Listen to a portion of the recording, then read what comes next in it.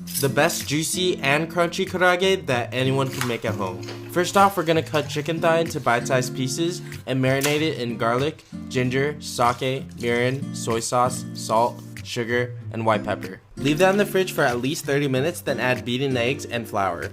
Now dredge the chicken in potato starch and let that rest for 5 minutes, which will help create a crust. To make it extra crispy, we're gonna double fry. So the first fry will be at 350 degrees Fahrenheit for 5 minutes, then 375 degrees until golden brown and crispy. Season immediately with salt and togarashi, and that's how you make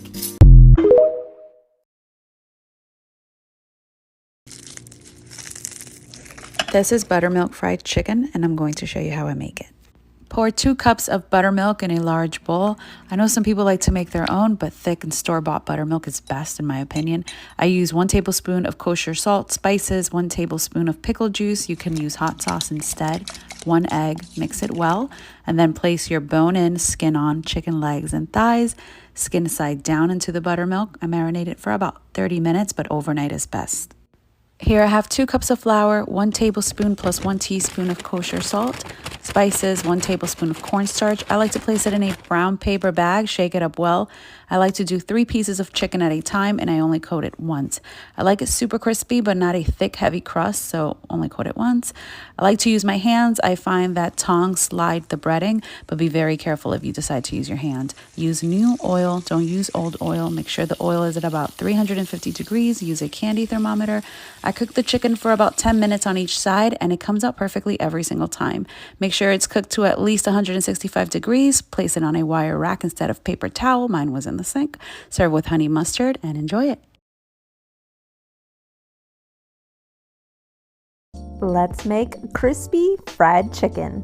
Start by soaking 12 pieces of chicken thighs and drumsticks with 3 cups of buttermilk and half a cup of buffalo hot sauce, which adds a ton of flavor. Season this mixture with 2 teaspoons of salt and 1 teaspoon of black pepper. Stir this together and then let marinate in the fridge for about 4 hours. Make your breading by combining 3 cups of all-purpose flour in a large Ziploc bag with half a cup of cornstarch, 1 tablespoon salt, 1 tablespoon paprika, 2 teaspoons onion powder, 2 teaspoons garlic powder, and then 1 teaspoon each of dried oregano, dried basil, white pepper, and cayenne pepper. Whew! That's a lot of spices, but that's also why this is so good. Seal up your bag and give it a shake to combine, and then heat 1 quart of vegetable oil to 350 degrees. Take each piece of chicken, tap off the excess marinade, and then dip that into your flour mixture. Give it a shake so it's well coated, and then it's time to fry. You can fry 3 to 4 pieces at a time. It'll take about 14 minutes to reach an internal temperature of 165 degrees Fahrenheit for white meat and 172 for dark meat. Let it drain for a little bit, and then you are ready to eat. If you want crispy, juicy fried chicken but hate all the dredging steps, this recipe is definitely for you.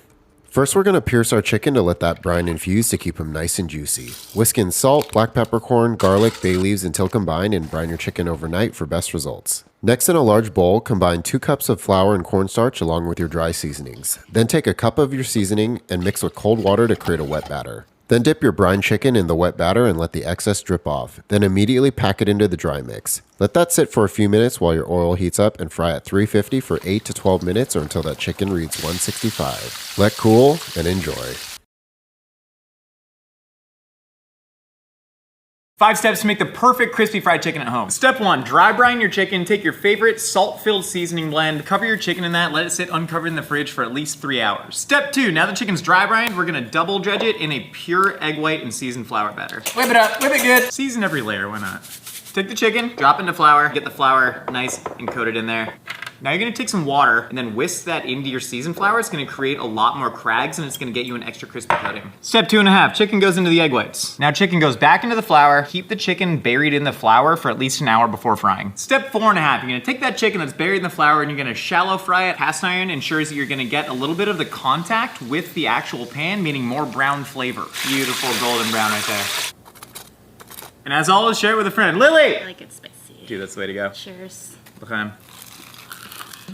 You say it's deserved Michelin star? Mm-hmm. It's good as hell. He's showing you how to make some crispy Taiwanese fried spiced chicken. 5 cloves of garlic, add in the chicken, 1.5 tablespoons of soy sauce, 1 tablespoon of 5-slice powder, dash of white pepper, 1 tablespoon of Chinese cooking wine, add in the minced garlic, let aside for 20 minutes. Add in 1 egg, cornstarch. I'm using sweet potato starch. With the chicken, let it set aside for 5 minutes. Once oil's hot, add in the chicken for 3 to 4 minutes until it gets nice and crispy and golden brown. Optional, but highly recommended. We're gonna double fry for the extra crispiness. Double fry for 1 to 2 minutes. Look at that. Let me show you guys how easy it is to make the best fried chicken ever. 6 pieces of drumsticks, teaspoon salt, teaspoon hot paprika, teaspoon cayenne pepper, 4 to 5 tablespoons of your favorite hot sauce. Then we give this chicken a 5-minute massage. Then we let this sit for 3 hours minimum. The perfect batter for your chicken. First coating, plain white flour, 1 cup of it. Second coatings are wet batter, 1 cup of flour, 3 cracked eggs, 1 club soda or sparkling water. Next, the perfect seasoning flour. 3 cups of flour. You see all these beautiful spices here? Right here. Mix it in. Beautiful marinade chicken into our plain white flour. Once nice and coated, shake off any excess. Into our egg bath. Make sure everybody gets coated, alright? Into our seasoning flour. Canola oil here, heating for about 20 minutes. After 20 minutes, stick it in a chopstick. We see beautiful bubbles bubbling up. We are ready to fry, my guy. Frying time for this 15 to 16 minutes. You can't mess with Quantran fried chicken. Peep this crunch. Best thing in life is fried chicken in your life.